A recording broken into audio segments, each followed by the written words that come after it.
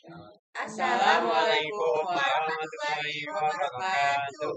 Kami dari kelompok 2, saya Jeng Putri. Saya Lutfi Maulana. Dan saya Reza Zakaria.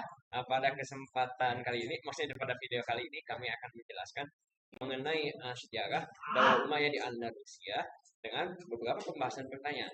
Nah, jadi langsung kita kasih.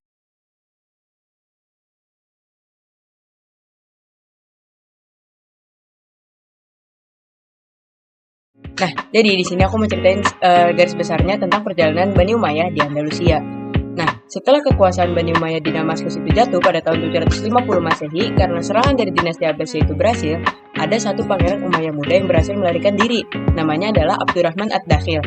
Nah, beliau ini menyeberangi padang pasir, laut, dan akhirnya sampai di daerah yang bernama Andalusia, yang saat itu baru banget ditaklukin sama pasukan muslim yang bersama dengan Abdurrahman Ad-Dakhil. Nah, di Andalusia ini, Abdurrahman Ad-Dakhil nggak cuma bertahan hidup, dia juga mendirikan negara baru malah, dengan nama Emirat Cordoba pada tahun 756 Masehi. Nah, Emirat Cordoba ini terlepas dari pengaruh Abbasiyah di Baghdad. Hebatnya juga di bawah kepemimpinannya, Andalusia berubah menjadi wilayah yang maju, damai, makmur, dan penuh ilmu pengetahuan. Puncak dari kejayaan dinasti Umayyah di Andalusia itu terjadi saat Abdurrahman III naik tahta, di mana ia mendeklarasikan diri sebagai Khalifah Cordoba tahun 929 Masehi, yang mana ini tuh bikin Andalusia sejajar dengan kekuasaan besar Islam lainnya di Baghdad dan Kairo. Kota Cordoba saat itu jadi pusat budaya dan ilmu. Bayangin aja, ketika itu tuh Eropa masih dalam zaman kegelapan, tapi Cordoba itu udah punya jalanan berlampu dan perpustakaan yang sangat banyak. Nah, sayangnya seiring waktu, setelah masa keemasan lewat, Cordoba pecah jadi kerajaan-kerajaan atau negara-negara kecil yang disebut Taifa. Nah, karena perpecahan ini, mereka jadi mudah diserang sama kerajaan-kerajaan Kristen di utara sana. Sampai akhirnya kekuasaan Islam di Andalusia benar-benar berakhir pada tahun 1492 Masehi yang ditandai dengan jatuhnya kota Granada pada tangan kaum Kristen. Nah, jadi hikmah dari cerita dan peristiwa di zaman Bani Umayyah Andalusia itu sangat banyak dan relevan, baik dalam konteks sejarah, peradaban, ataupun untuk kehidupan pribadi kita semua. Nah, jadi hikmah yang pertama adalah pentingnya ilmu pengetahuan dan pendidikan. Di sini tuh bisa dilihat dari ketika dinasti Umayyah berkuasa di Andalusia, itu ilmu itu sangat amat dihargai di sana. Jadi peradaban di sana juga sangat maju bahkan. Nah, jadi bangsa yang mencintai ilmu itu akan memimpin dunia karena pada saat itu pusat ilmu itu berada di Andalusia. Selanjutnya, yang kedua adalah persatuan adalah kekuatan dan perpecahan adalah kelemahan.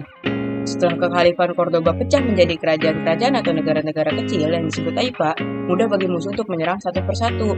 Jadi, kalau misalnya umat Islam itu bersatu, kita kuat, tapi kalau terpecah karena ambisi dan kekuasaan, kehancuran udah pasti akan menanti kita semua. Hikmah yang ketiga adalah Islam bisa hidup dan berkembang di mana saja. Kita bisa lihat dari tadi cerita ketika Abdurrahman Ad-Dakhil baru banget datang ke tanah asing dengan nama Andalusia. Dia bisa membuktikan bahwa Islam itu bisa tumbuh subur bahkan di tanah yang asing. Hal itu tuh bisa dibangun dengan visi dan kepemimpinan yang kuat. Jadi kita jangan takut menghadapi tantangan atau berada di minoritas. Dengan tekad dan iman, dakwah bisa berhasil. Dan hikmah yang keempat adalah toleransi dan koeksistensi antar agama. Pada masa keemasan di Cordoba itu, umat Muslim, Kristen, dan Yahudi hidup berdampingan dan bekerjasama dalam ilmu dan seni dan aspek kehidupan lainnya. Toleransi dan kerjasama lintas agama bisa menciptakan harmoni sosial dan kemajuan peradaban. Dan hikmah yang terakhir adalah setiap kejayaan ada masanya. Hal ini bisa dilihat karena Andalusia mencapai puncak kejayaan, namun juga mengalami keruntuhan karena kelalaian, kemewahan, dan konflik internal. Jadi kejayaan itu harus dijaga dengan akhlak, kepemimpinan yang amanah, dan tidak terlena oleh pikiran.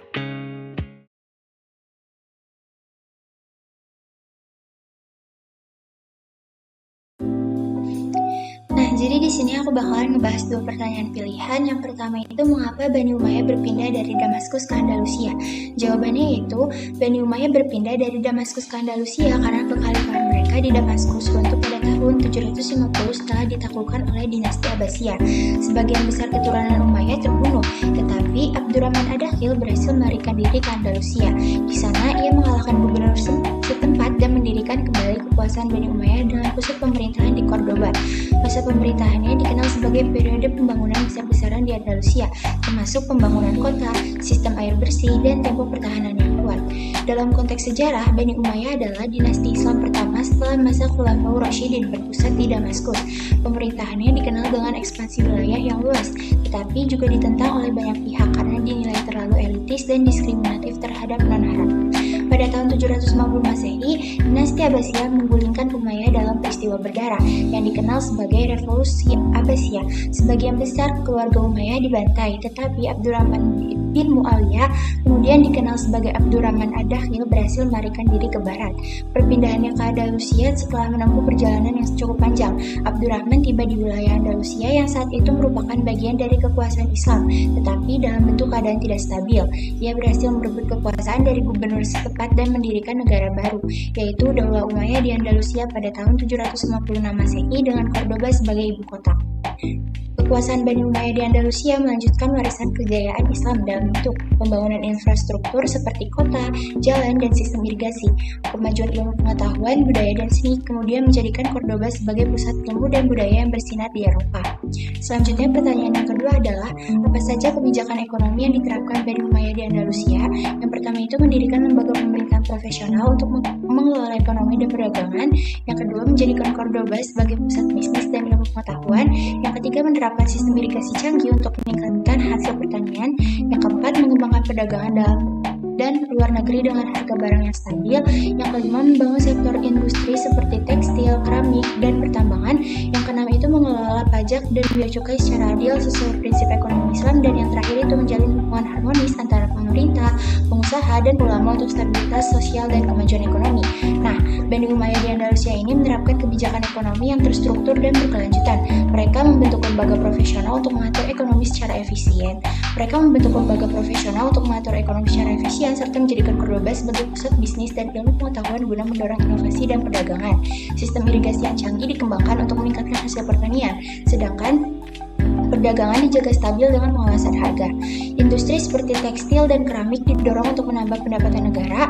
Pajak dan bea cukai dikelola secara adil sesuai prinsip Islam, menciptakan kepercayaan publik, dan hubungan harmonis antara pemerintah, pengusaha, dan ulama menjaga stabilitas sosial dan memperkuat pertumbuhan ekonomi. Kita akan membahas pertanyaan mengenai belajar dari fakta sejarah yang senang dipelajari. Sebagai generasi masa depan, mengapa kita harus menyiapkan diri kita menjadi lebih baik serta menyiapkan Indonesia yang lebih baik? Nah, jawabannya, tentunya generasi Indonesia harus menyadari, memahami, dan menerima bahwa ya fakta sejarah adalah hal yang tidak bisa kita pungkiri, tidak bisa kita sembunyikan, atau ya tidak bisa kita lupakan lah. Nah, apa yang terjadi di masa lalu, baik yang baik maupun yang buruk ataupun yang sangat buruk, mau tidak mau kita harus ambil pelajarannya, kalau kita adaptasikan untuk dilakukan lebih baik di masa mendatang. Misalnya, karena sekarang konteksnya adalah Bani Umayyah di Andalusia, nah kita juga harus meneladani konteksnya. Misalnya saat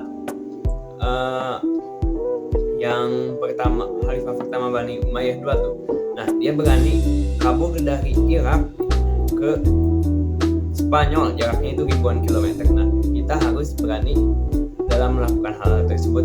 Maksudnya dalam konteks kita berani menerjang ke sesuatu yang mungkin bagi sebagian orang dianggap tidak mungkin.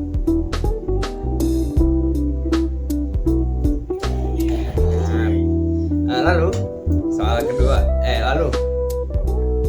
kita bahas ke pertanyaan selanjutnya lagi, yaitu bagaimana sistem ekonomi yang ditetapkan dalam dinasti Umayyah di Andalusia dan apakah ada kemiripan dengan sistem ekonomi Islam yang diterapkan di Indonesia saat ini.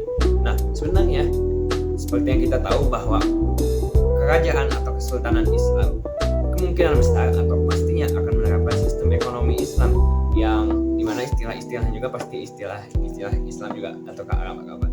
Nah, sistem ekonomi di Andalusia adalah ekonomi syariah dengan misalnya penerapan pajak atau jizyah dan lain-lain. Nah, adapun untuk kesamaan di Indonesia, meskipun sekarang Indonesia lebih cenderung ke sistem komersil biasa, itu yang menirukannya lebih cenderung ke negara-negara barat. Nah, tapi ada beberapa hal yang mungkin mirip dengan Andalusia II. Misalnya ada di sistem ekonomi syariahnya, tentu saja bisa kayak perbankan syariah dan lain-lain. Lalu ada juga misal sistem kayak zakat, sedekah dan lain-lain yang mungkin bisa dibilang seperti sistem CSR atau Corporate Social Responsibility.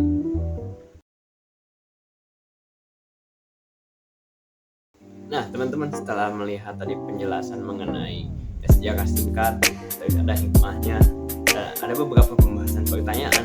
Nah, tibalah kita pada bagian kesimpulan video kali ini.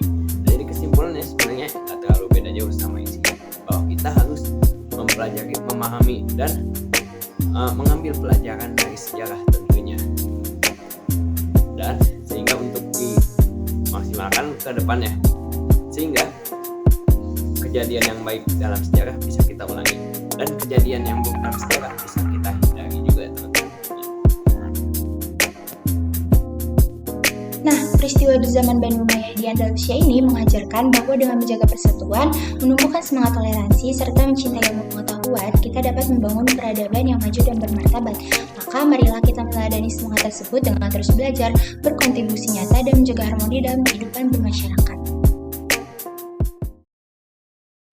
Sekian materi yang kami dapat sampaikan, kurang lebihnya mohon maaf. Wassalamualaikum warahmatullahi wabarakatuh.